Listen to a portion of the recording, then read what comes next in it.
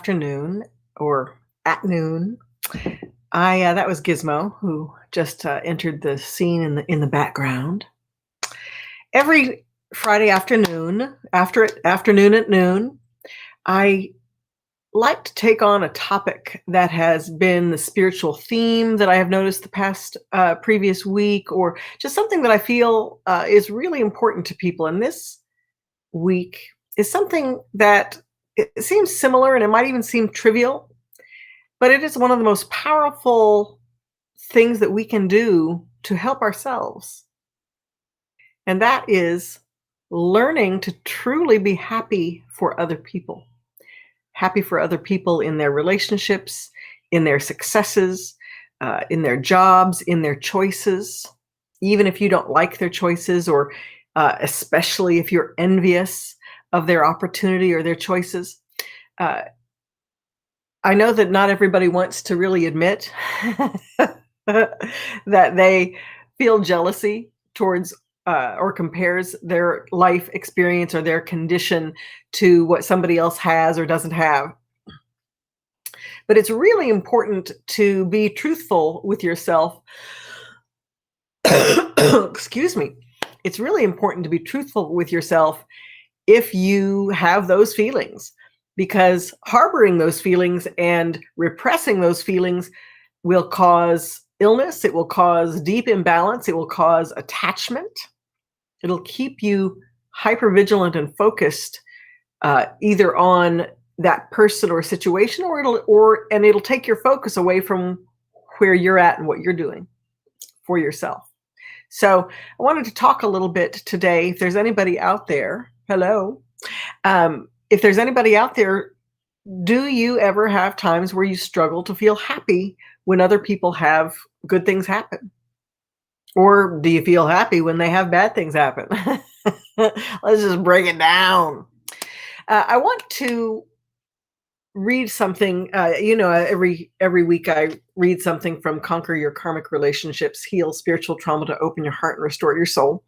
And I do that because this is my latest book, but it is a manual of how to relate to yourself and others in your environment in ways that support you and also support and include other people. And today I want to read you something on living on purpose and experiencing joy, because letting yourself experience the love and the joy for another person and experience happiness for them and their life circumstances, it really changes how you look at yourself and your life, and it actually makes you more empowered to make powerful choices for yourself. Well, that's wonderful. Melanie says that she is pretty much happy with other people's triumphs. Now, while I'm reading this, you said you're pretty much. So is there ever a topic that really gets your goat? Maybe something that you want that you struggle to get, and then you see other people that have it and you don't know how they did that? Think about that for a moment. Not only you, Melanie, but anybody else out there. Living on purpose means doing what you mean and meaning what you do. Being present to everything you engage with in your life. It means if you're needing to reconcile any portion of your past, you do it with all the focus, joy, and energy that you have right now. With all your energy, when all your energy is available in the moment, you are effective and accomplish your goals. Okay. And that's really what we're talking about. We're not just talking about feeling gratitude or joy for other people and their successes, but we're really talking about when we are hypervigilant and focusing on what other people do and how they're doing it. That is your unconscious self taking stock of what you want or what you're on the precipice of doing. It's the same thing is when we lock on to somebody's negative behavior or negative trait. When we lock on to what other people are doing, if they're maybe being bitter or resentful or hyper, what's the word for it, gossipy, and not in a positive way. They're not just telling somebody's story. They're seeking to talk about them because they're processing something within them that they struggle with. So anytime you want to make somebody else your target of your hypervigilance, your hyper awareness, it's because It is your unconscious self trying to bring whatever that is into your awareness. And especially when you fixate on other people's relationships, the joy in their relationships, the fact that they have relationships, or business or money, it's letting you know what you want or what you need and the way you want to uh, achieve your goals in your life. Many people use the strategy of comparison. They compare where they're at, what they look like, who they are, what they do, their habits. They compare those to other people's. And the goal of comparison is not to navigate superiority or inferiority. The true purpose of it is to acknowledge what the true self is trying to communicate to the present self, to the conscious mind. So every time you do that, you are seeking to more deeply understand yourself. And that's really important to know, because the more that you can really embrace that that's what's happening, you can not only get the information that you need about what your next step is, what you need to do, what you don't need to do, what you can see works, what you can see doesn't work. When you can be, that's a powerful place to be, on that crossroads of choice where you are completely truthful with yourself. That's going to help you make an effective choice on how to, and actually move you forward in the process in a defined, physical world kind of way. Another thing that I want to talk about is jealousy and envy, resentment. All of those are emotions that when we experience them, it attaches us. It means that when we are attached to something like that, with that emotion, we are clinging on to another person's process so that we can more deeply understand it. So if we are jealous of a person's money, what we're really seeking to do is to figure out how we get money. How can I get money? How can I get money in a legitimate way that includes others in a positive way and doesn't exclude anyone and empowers everyone? Right? I know that's a lot to say, and I know that some people feel like they naturally feel that way. Of course, I want to include everyone. But the truth is, if there are 2 fishes and there are 10 of us, how many people are going to cook up that fish and let everybody have a bite? We know the recent gas scandal this week,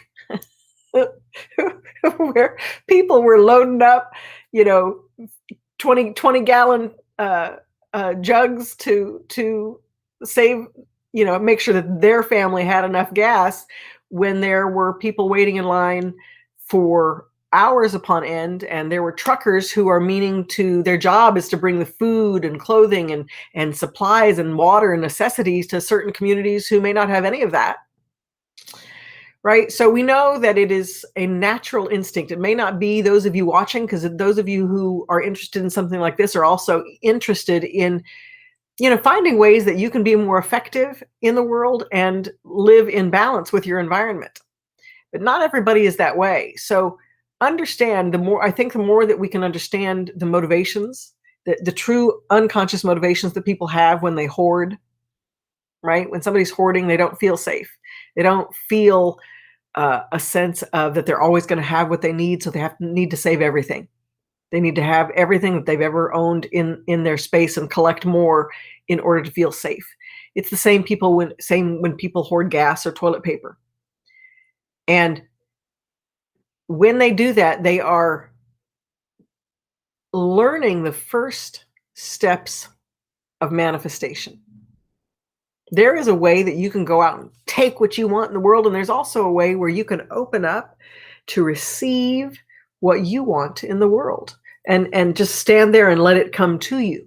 And oftentimes when you're making a comparison, that's what you're doing. You're beginning to look at, hey, that person doesn't seem like they're working very hard, but they have everything I've ever wanted. So consider that anytime you have jealousy, resentment, frustration, or that you compare yourself to others, it's because you are attaching to an idea that is beginning to emerge and develop in you. to give you what you need and want and to achieve your own dreams.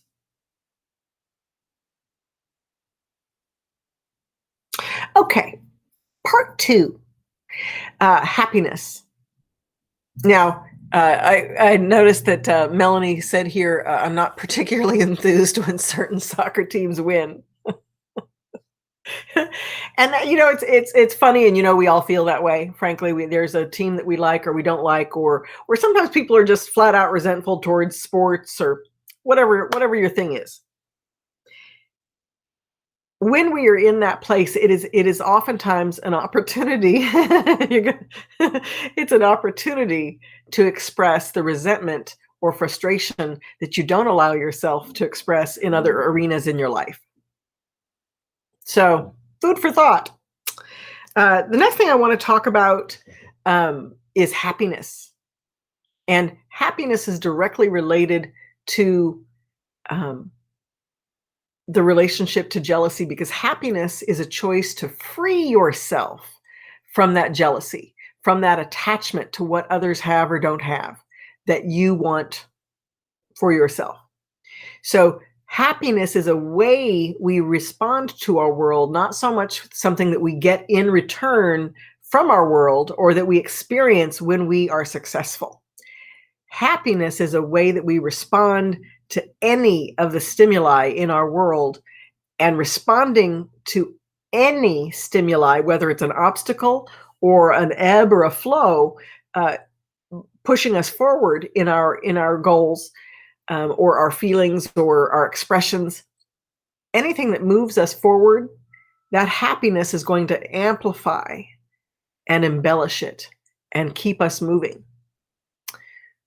When we don't feel happy, when we feel stuck, it's our deeper mind's opportunity to really dig deeper to understand why we feel stuck and why we're in stasis, because there's something here that we need to examine and decide for ourselves. Sometimes we want to keep moving, but we really haven't made the choice to move, and we believe that the universe, if it's right, the universe is just going to keep us moving.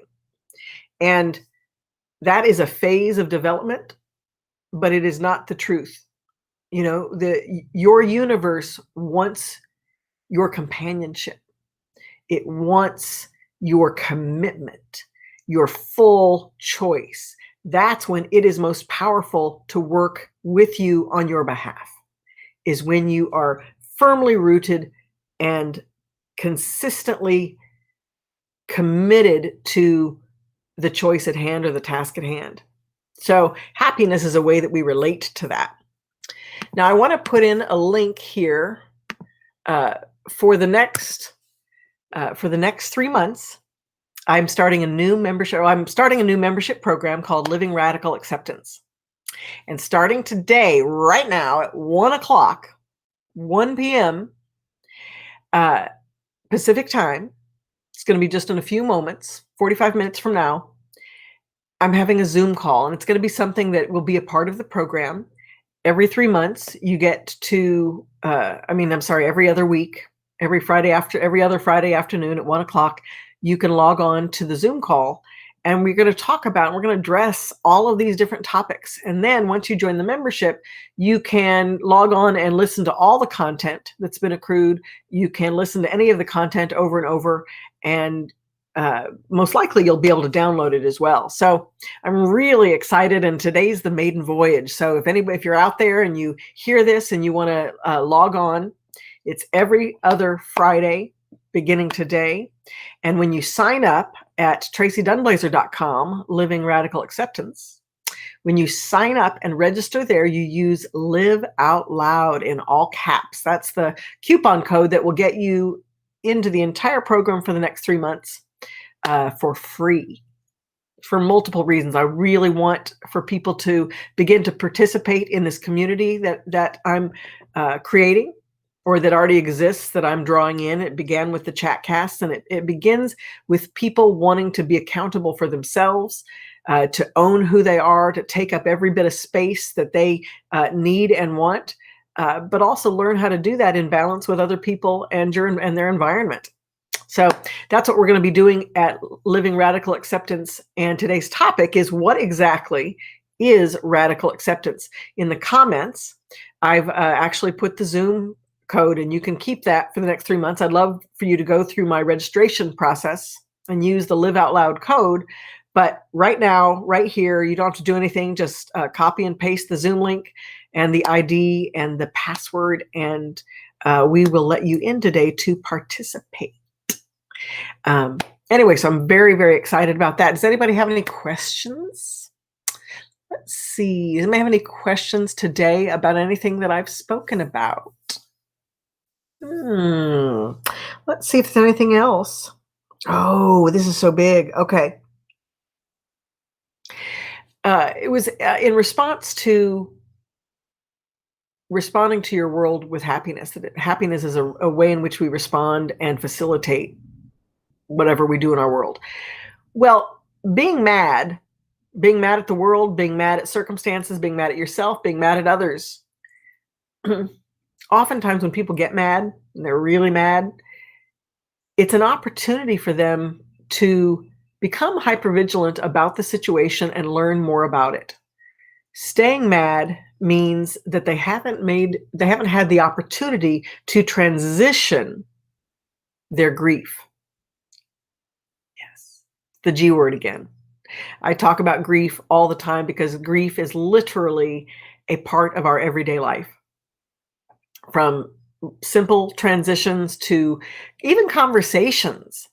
Right now, there's a lot of energy and people are sloughing off a lot of emotional energy, and you might get just, boom, smacked in the head with somebody's fear, anger, anxiety, frustration, sadness.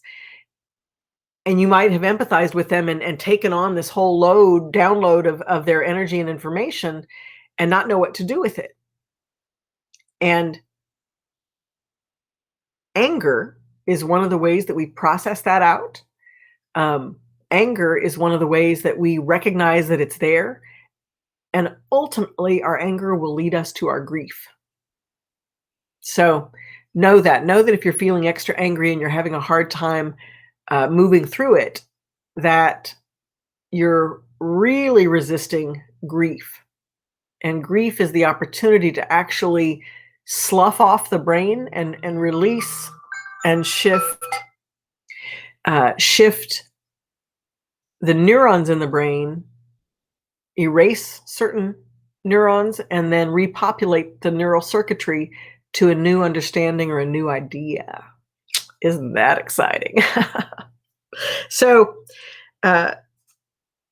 we also put off grieving so that we do not repeat the same behavior over and over again, or we don't repeat the same choices or the same invitations we put out to the same experiences from the same type of people that we're not interested in. So, hi, Fred. Nice to see you. And thank you. I'm so glad you could show up today. I hope I'll see you on the call if you're not busy. Yeah, so I think that's it. We put off grief so that we don't repeat past behavior or past choices. And that's really powerful. Hi, everybody. This is Charlotte. She's very photogenic, but she's not very crowd-oriented. Anyway, so that's all I got today. I don't see any questions. So thank you again, everyone, for joining me for Chatcast. Again, this is Tracy Dudblazer, and I hope you have a magnificent weekend. And I look forward to seeing you in about 40 minutes at Living Radical Acceptance. Okay. Thanks again. Have a magnificent weekend.